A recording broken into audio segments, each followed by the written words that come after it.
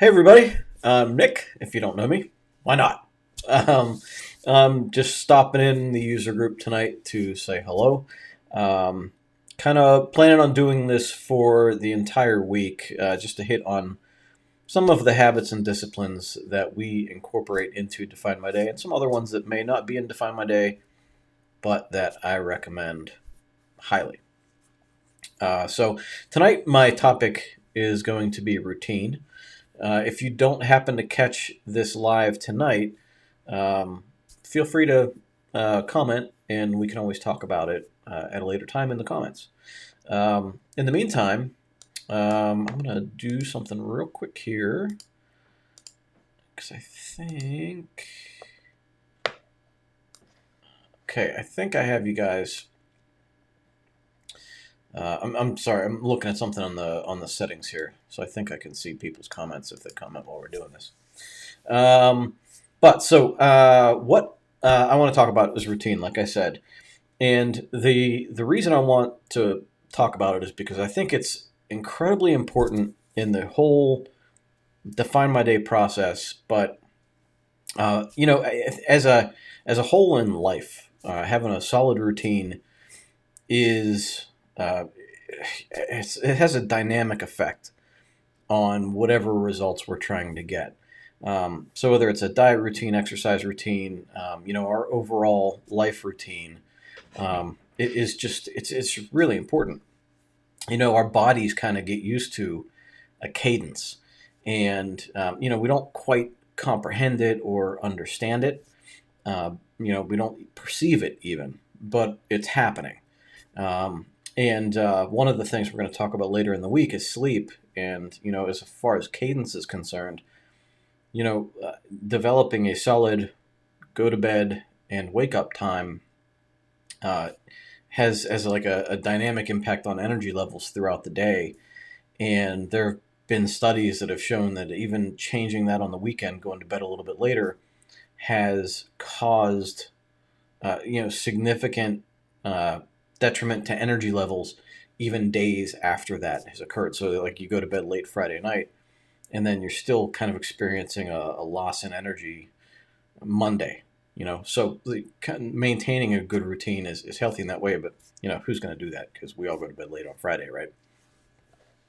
Let me check out real quick. I want to see something.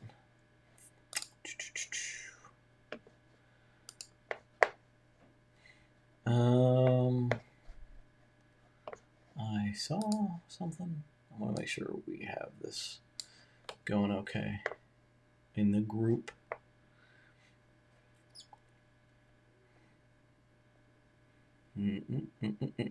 Okay, cool. The way we talk about routine in Define My Day is on the ideal day page.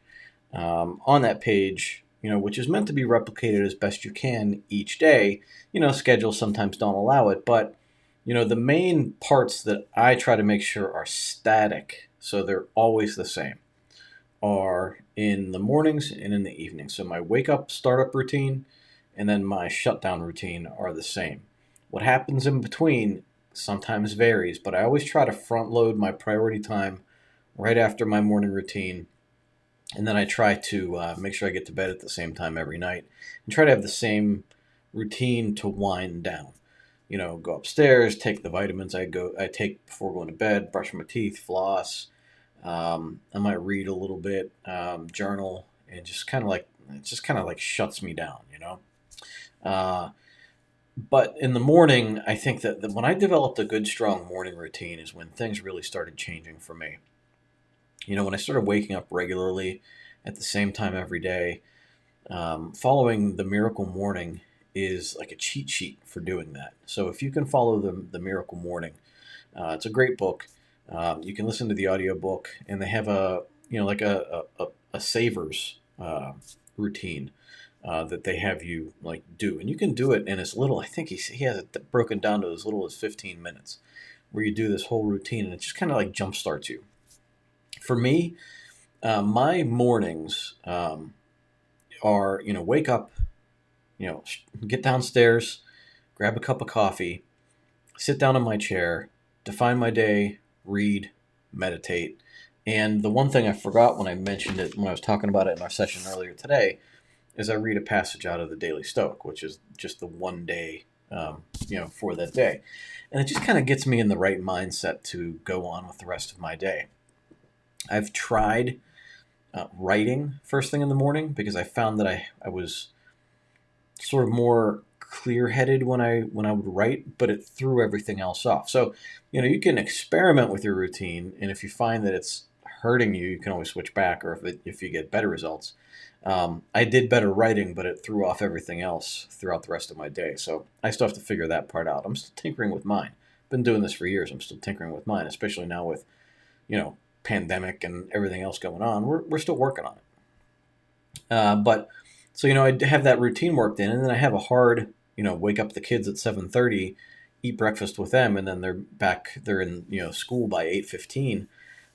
So there's that 45 minutes that's just an obligation for me, and then I'm off into my priority time and doing whatever. Now you might go to work, you might have your work day, and then you come home, but whatever your routine is, if you can get in the habit of doing the same thing at the same time every day, your body adjusts to that and becomes more efficient at it.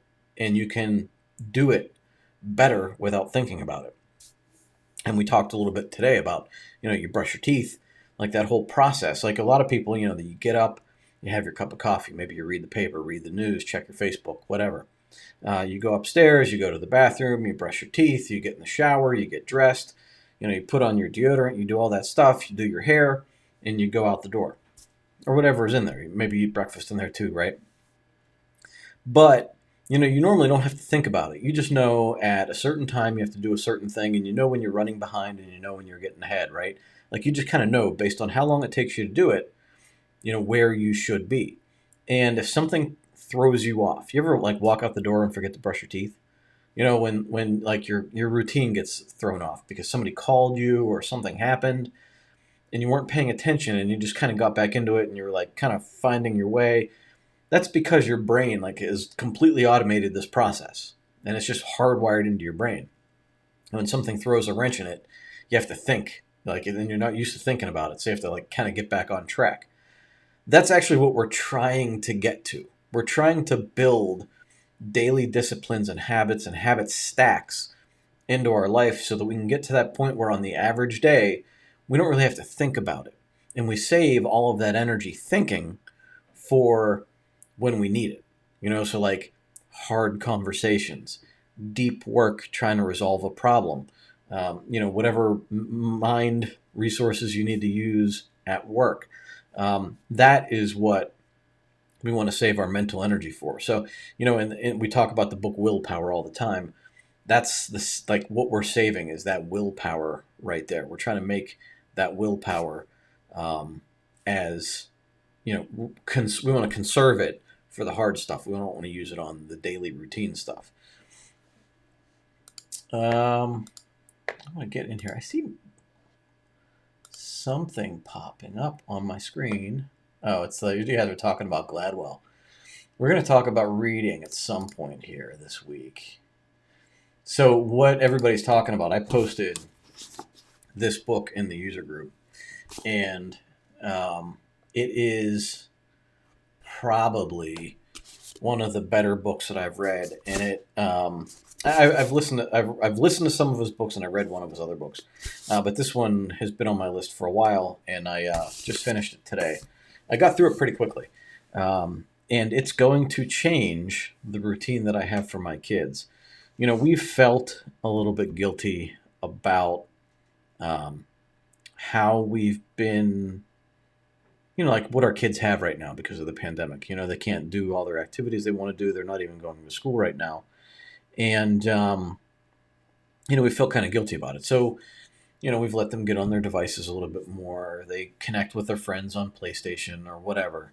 But listening or reading this, and really, I think putting into practice some of the things that I took from this book, we need to get our kids on a better, more diligent routine. and that it's that perception that like kids need more playtime. I think that this book is kind of I've taken from it that it's not correct.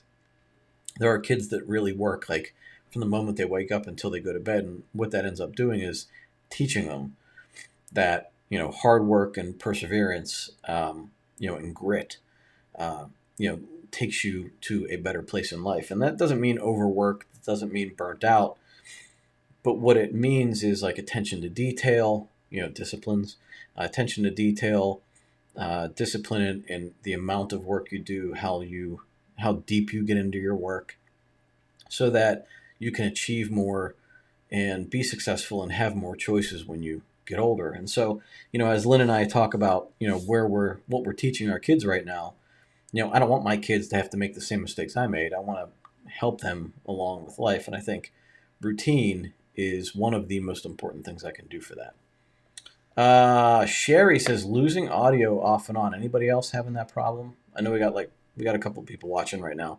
How's audio for everybody else?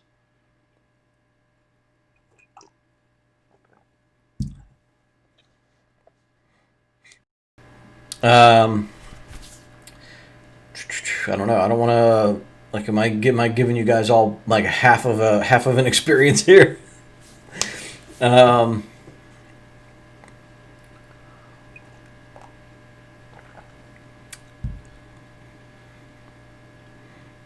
how's everybody doing? Can you hear me? Okay.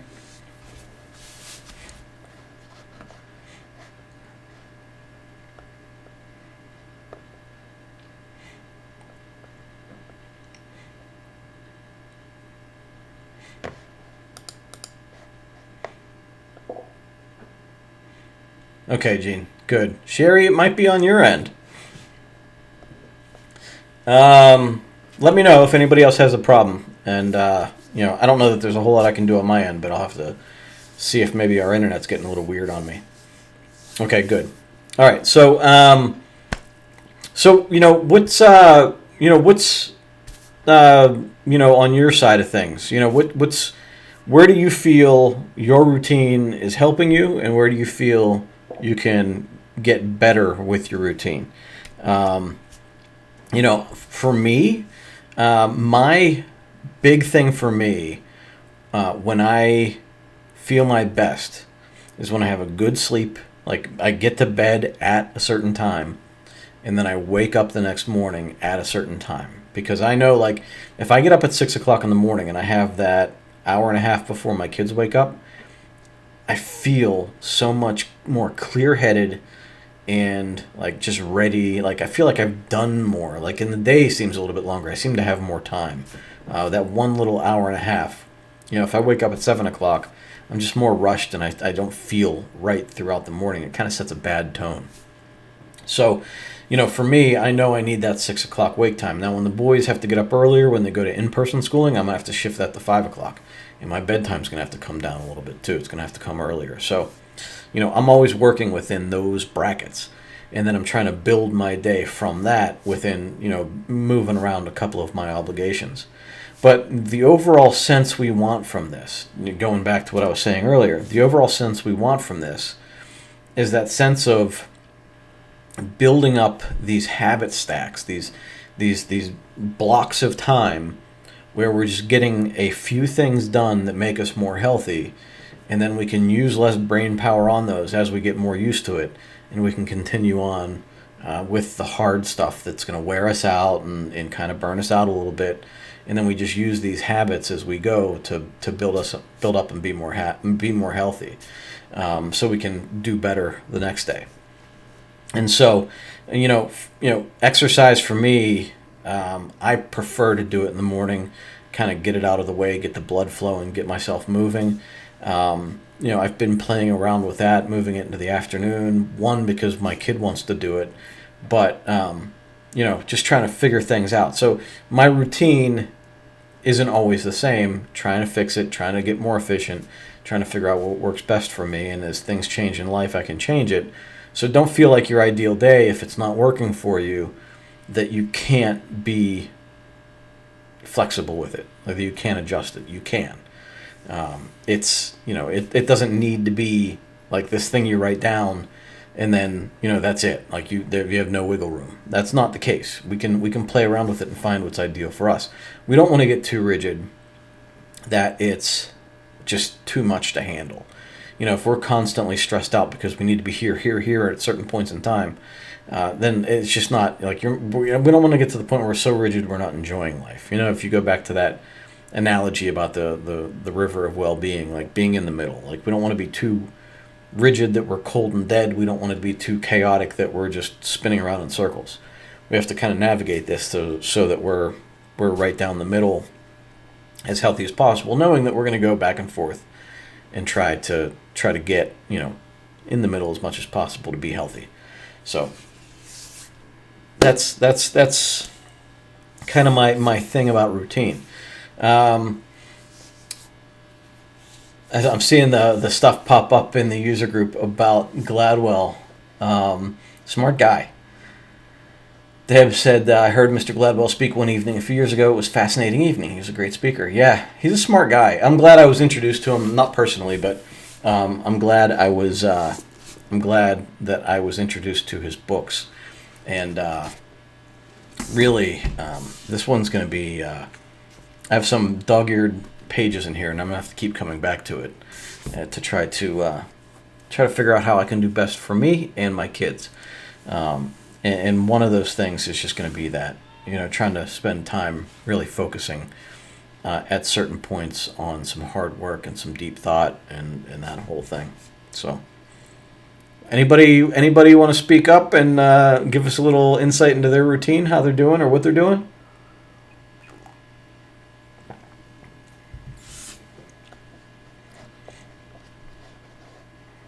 As far as these videos, if you can't catch it live, we're going to try to do more of these in the evenings this week. We're going to talk about specific topics each day. Tomorrow is going to be sleep. So it's good. We just talked about it anyway a little bit today. So tomorrow is going to be sleep. We're going to talk about some tips to get better sleep, but also why it's so important for us. So we talked about making sleep a routine in that, we're going to try to get to bed at the same time every night and get up at the same time every morning. But we'll get more into it. Debbie says, every morning routine goes well, but then all chaos breaks loose as soon as I start getting client calls. Yes. So I know how that goes, and especially in my old business, I needed to really segment that time. And I don't know exactly what your business is. You might have to answer those calls immediately. In my business, we actually had a help desk set up for those calls. But people were circumventing it, trying to come directly to me. And really, as I got further and further away from help desk, I was not the right person to do that. I was trying to run the business, and I really wasn't even knowledgeable at some point. It had to be... my brother was the one doing it. My brother had to be the one to answer the calls because he knew what he was talking about more than I did. And so, I needed to make part of my routine returning client calls and emails, but it only happened in a certain block. So exactly what you were going through there, Debbie. My morning routine when I was working the IT business was, do my routine at home. And then I would walk into the door. We would have a team huddle for a set period of time. And then I'd walk into my office, and it really was very reactive until I understood that I needed to walk into my office, close my door, turn off my email, put my phone on Do Not Disturb, and work on the one really important thing I needed to work on for my business for at least an hour, maybe an hour and a half. And then I had scheduled open up my email and return phone calls. And I'd have to do that for however long it took. But the more I implemented that and the more I enforced that boundary with my clients, the more they knew, like, hey, I'm not going to get Nick as soon as I call. It's going to go straight to his voicemail. If I really want help right now, I need to call the help desk. And that's what we wanted them to do anyway. And the fact that I was allowing them to circumvent it was not helping them or me. So, and the other thing is like emails. You can go down an email hole pretty quickly. So, just turning all of that stuff off and getting that one really important thing done dynamically changed my business. And oh my gosh, I could probably still, if I didn't make that change, I probably would still be stuck, you know, like swatting problems away like flies. So yeah, I don't know if you can do that, but it was, you know, a big change for me. Absolutely a big change for me. Oh, the affirmations. It's funny because when I say I do define my day, my affirmations happen in the morning too. It's just part of my like define my day block. So it's like the first page I look at, and then I go to the define my day. So it kind of fits in there too. See, I don't even know it. I do it so automatically, I don't even know it.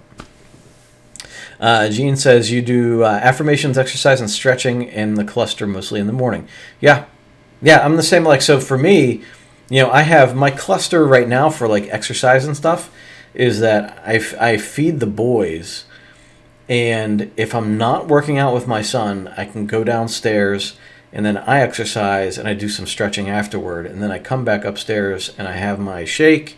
I take my shower, so I have like this whole routine set up after I feed the boys lunch.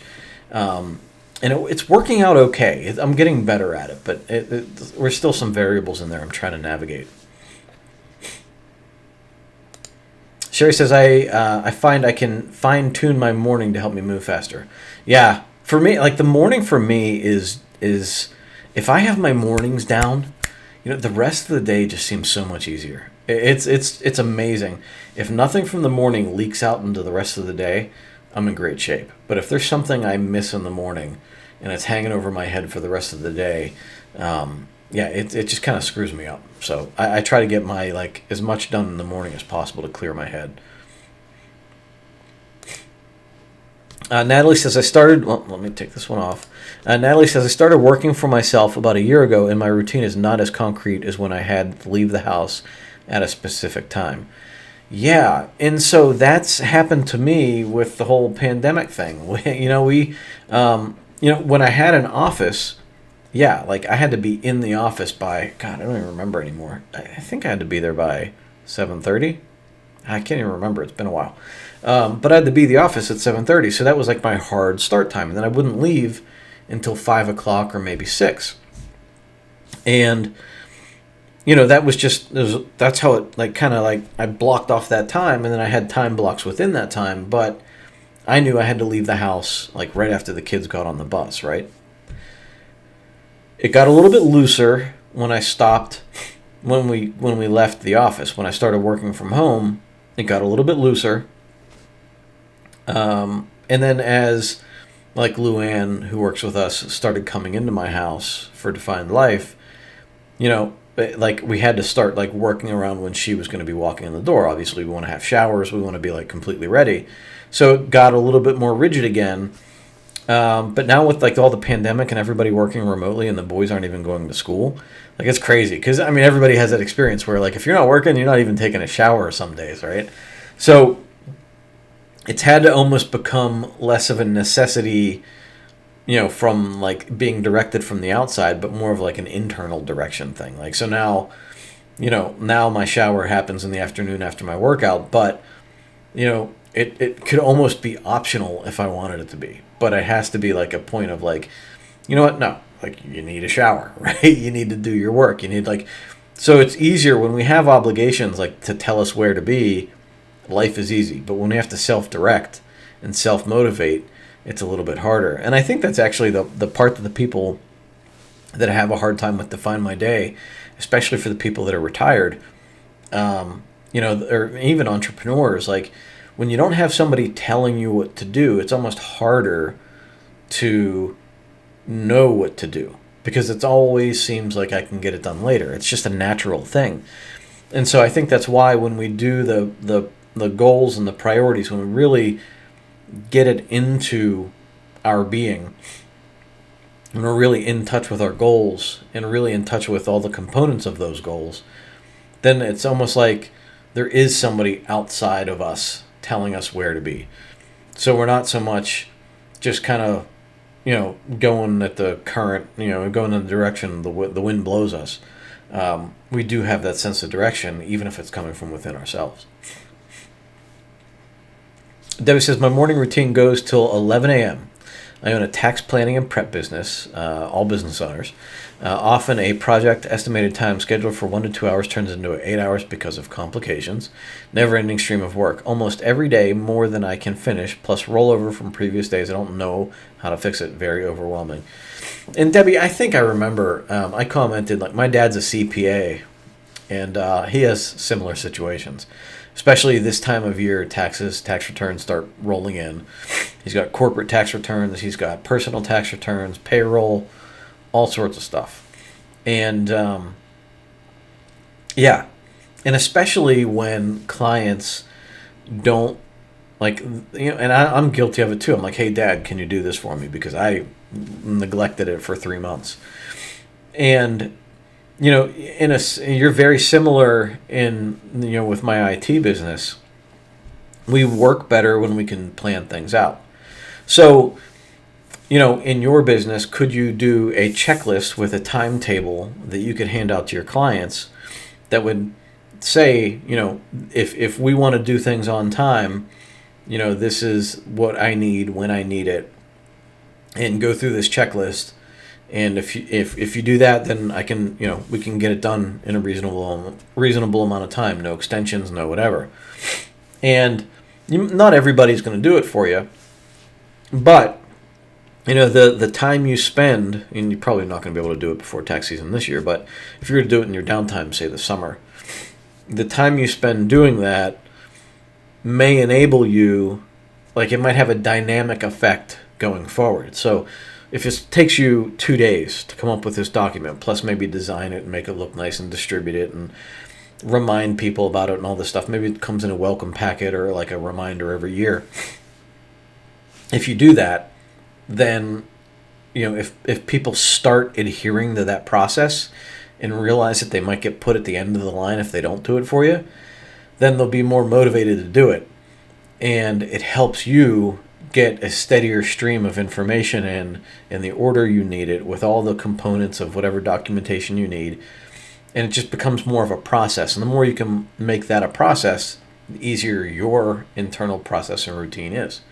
And that, that's a big, complicated business process, but it all happens that way with us in real life. If we get into a routine, and this is something it's funny, we don't talk about it, but it's probably just as important. The more we get into a routine, other people around us become aware of that routine. And they know when we're available and when we're not. Similar to what I was talking about with my business, people knew that I wasn't going to be available via the phone. So they would call somebody else. So it immediately takes things off of my plate. But at the same time, they also knew that I wasn't going to be available. So they did call me when I was available. And it just kind of made things easier. And so even if you're just living with somebody and you develop a consistent routine rather than kind of scattershot, where they know you're going to be reading at a certain time or exercising at a certain time, they get used to it. Whereas if you're just exercising randomly, then, they don't know exactly when, and you're running into each other, and maybe like you're trying to do things at the same time. Maybe they need you to do something when you're supposed to be exercising, and it just becomes this constant need for communication where, not that communication's bad, but you want to minimize the extraneous stuff that might wear you out, right? So if you're doing the same routine every day, then the people around you become used to it, and you're sort of training them as to when you're going to be doing your stuff and when you're going to be available to help them with their stuff, or just be available to have like relationships type stuff. So, consistency. People like consistency. People around you like consistency. You like consistency at work, as far as how people behave, the schedule you're on, and the more we can introduce consistency into our lives, aka routine, just the healthier and the easier things get. And then the kids are the worst. Yeah, because kids just, because, what they need, even when they're, in their 40s like me, we still like, hey, Dad, I'm a VIP, help me out. I'm not paying you anything, but I'm a VIP.